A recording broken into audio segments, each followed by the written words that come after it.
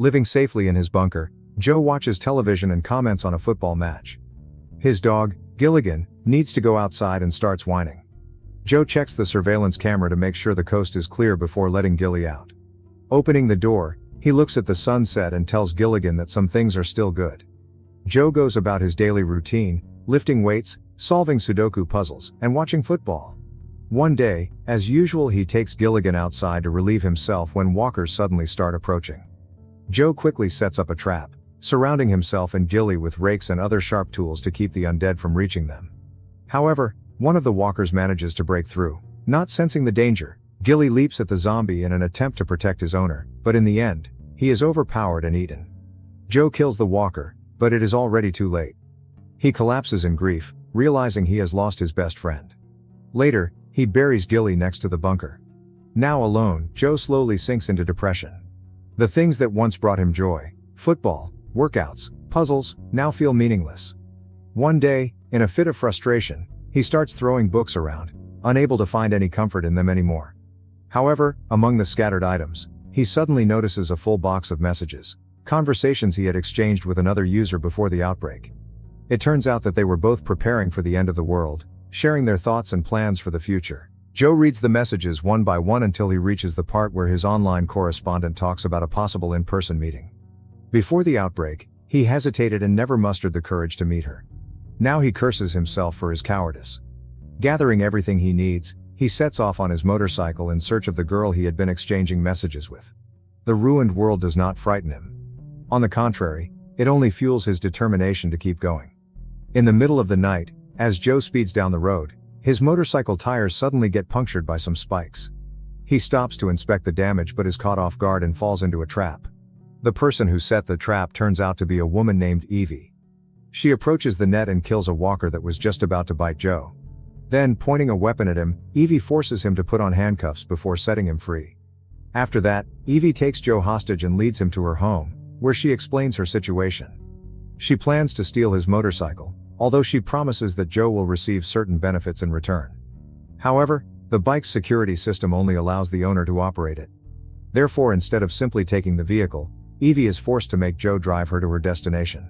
Joe refuses to cooperate despite her attempts to be friendly. In an effort to win him over, Eevee gives him a necklace and puts it on him herself. The next morning, they prepare to set out on their journey. Eevee keeps Joe at gunpoint, unwilling to take any risks. At one point, she notices a photograph of a dog in his possession. It turns out she also likes Dobermans. During their trip, Joe and Eevee still don't trust each other. When Joe stops to use the bathroom, Eevee once again forces him to put on handcuffs. In response, he defiantly turns on some music and starts singing, deliberately trying to annoy her with his vocals.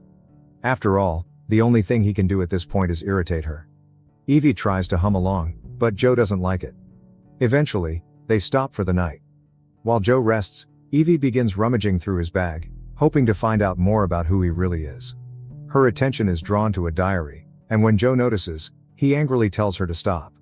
Eevee opens the diary and starts reading his messages with Sandra. Realizing she has overstepped, she apologizes for intruding into his personal affairs. Then she admits that she, too, is searching for someone. Joe doesn't respond and simply turns away, preparing to sleep.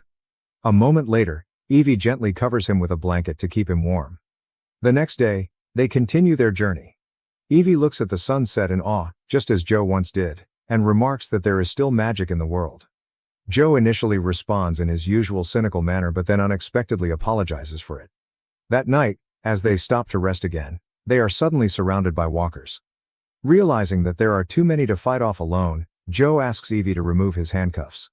She hesitates for a moment but then throws him a weapon. However, he remains cuffed. A fight breaks out, and they battle against the walkers. Eevee demonstrates her combat skills, proving that she can defend herself. Now that a sense of trust has formed between them, Eevee finally hands Joe the keys, allowing him to free himself. The next day, Joe teaches Eevee how to ride a motorcycle, and their relationship becomes more trusting. This time, they both sing along to a song together, genuinely enjoying the moment. Soon, the pair stops for the night once again. Joe finds some alcohol and, feeling more relaxed, starts asking Eevee where exactly she is heading. It turns out that they are already very close to their destination, only 10 miles away. Joe reflects on Eevee's optimism about the apocalypse and asks why she so easily accepts this new reality. Eevee responds that the end of the world shaped her into who she is today. She begins telling him about her ex-husband, Steven, and her hope of finding him. Joe, seeing a chance for mutual help, decides to give her his journal so she can help determine the whereabouts of the person he is searching for. The next morning, as Joe starts up the motorcycle, Eevee unexpectedly announces that she has managed to find the location of his online pen pal. Joe is thrilled by the news. He smiles, realizing that over the past few years, this has been the longest time he has spent with another person. However, while they are talking, a stranger stealthily steals Joe's motorcycle and leaves behind a small lamb with a note. "Thanks for the motorcycle." Furious, Joe grabs Eevee's gun and aims at the thief. However, the weapon turns out to be unloaded, giving the man a chance to escape. Now they have no choice but to continue on foot. Joe is devastated by the loss of his transport. Soon, frustration gets the better of him, and he starts blaming Eevee for their situation, leading to an argument between them. Joe calls Eevee's mission to find Steven foolish and insists that he should have left her behind much earlier. However, Eevee counters by reminding him that he had plenty of opportunities to walk away, yet he didn't. In her eyes, deep down Joe is lonely and his world never truly began because he spent his entire life preparing for the end instead of actually living. Not wanting to hear any more, Joe turns away from her and walks off. They continue on, but now each on their own path. After some time, Joe manages to track down the location of his pen pal. He finds a surveillance camera and, stepping closer, shouts for her to let him in. A few moments later, a woman opens the bunker doors, and Joe jumps inside. However, in his rush, he accidentally injures his leg upon landing. Limping, he slowly makes his way through the corridor and descends further into the bunker. At the end of the tunnel, he is finally met by his longtime correspondent. They greet each other enthusiastically, and as she smiles warmly, she introduces herself as Sandra.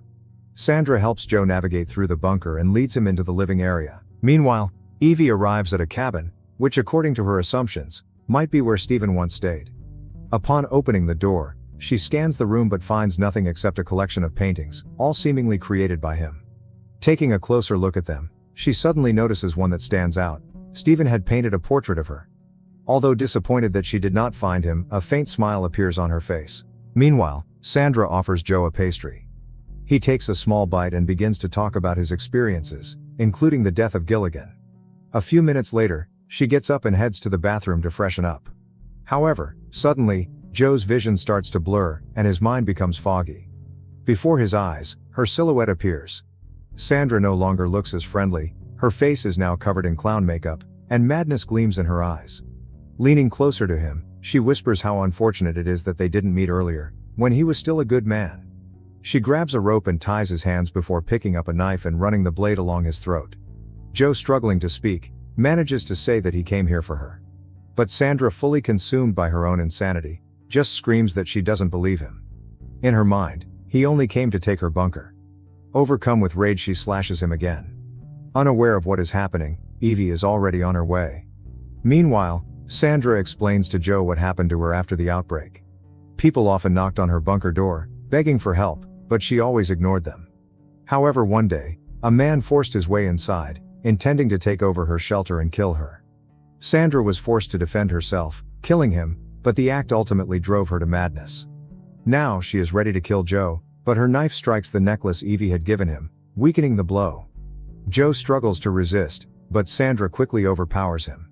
Just as she is about to deliver the final strike, an alarm suddenly goes off. Sandra turns and sees Eevee at the entrance. Her expression darkens with hatred as she accuses Joe of plotting to take over her bunker along with Eevee. Overcome with fury, she ties him to a post, preventing him from warning his partner. Regaining her composure, Sandra hurriedly wipes the makeup off her face, trying to make herself look more presentable.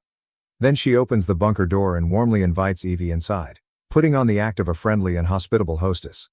Sandra offers her guest pastries, having laced them with a drug, but Eevee only pretends to take a bite. Looking around cautiously, she asks about Joe. Without hesitation, Sandra, keeping a straight face, claims she hasn't seen him. Eevee smiles, but something about Sandra's behavior feels off.